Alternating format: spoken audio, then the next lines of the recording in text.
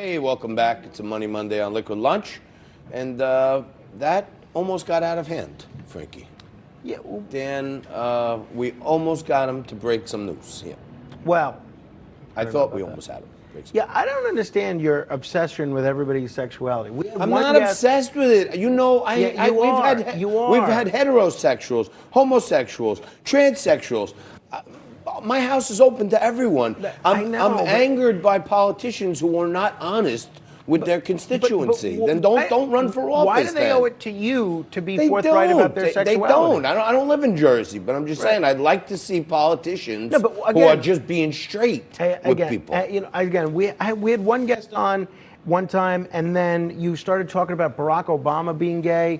I have not been able to get that guest to come back. Another guest, you were doing your Cory Booker is a closeted gay routine with that person. I got a lengthy phone call from Dan. 20 minutes later. From Dan. No, not from Dan. Oh. And then the other day we had somebody on. You start talking about how people are identifying, whether man, woman, yes. and her son is in the process of transitioning. It's just, I don't know why you just can't stick with the issues.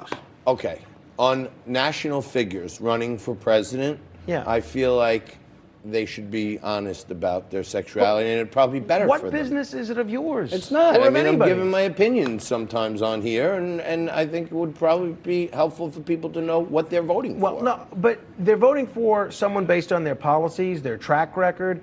Unless they're doing something illegal. Pete Buttigieg is doing great. I think he's a fantastic candidate if you're a Democrat. I'm just saying. I don't get it. Well, speaking of being gay, take a look at this commercial for Zola. Wonder if our guests would be here on time.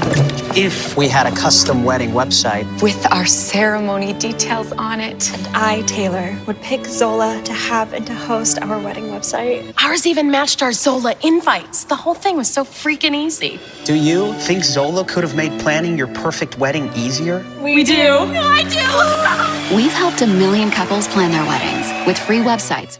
So that's a commercial for a wedding planning website called Zola. It features a same-sex marriage, which is legal in every state in the country now. And that commercial was banned by the Hallmark channel. Now, almost immediately, there was this massive uproar from the LGBTQ community and beyond, including one of the most prominent lesbian persons on television, Ellen DeGeneres. Take a look at what she tweeted. She tweeted the following. Isn't it almost 2020, Hallmark Channel?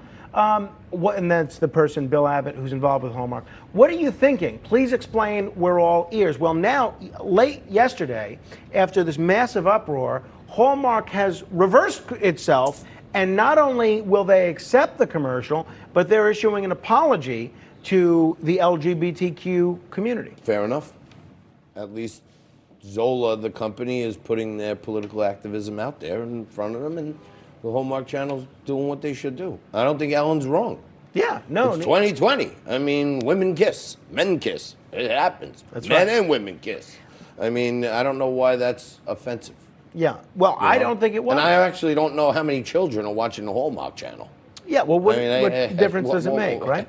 That might be a bigger problem for you if your kids are watching the Hallmark Channel. You brought up Mike. They should be playing Fortnite like all the other kids. You brought up Mike Bloomberg with Dan Isaacs. This morning, there were two attorneys who appeared on Good Morning America who represent clients that have sued Bloomberg LP and Mike Bloomberg personally for the environment of sexual hostility and sexual harassment, including some very, very damaging allegations, and they're only allegations, about Mike Bloomberg himself. Apparently back in 1990, long before he was in politics, they published this book of Bloombergisms, which included quite a few sexually explicit quotes. I'm wondering, in the Me Too era, John, do you think this is something that's going to hurt Bloomberg throughout his presidential campaign? Well, it should. I mean, Alyssa Milano should get out there and start a boycott against him.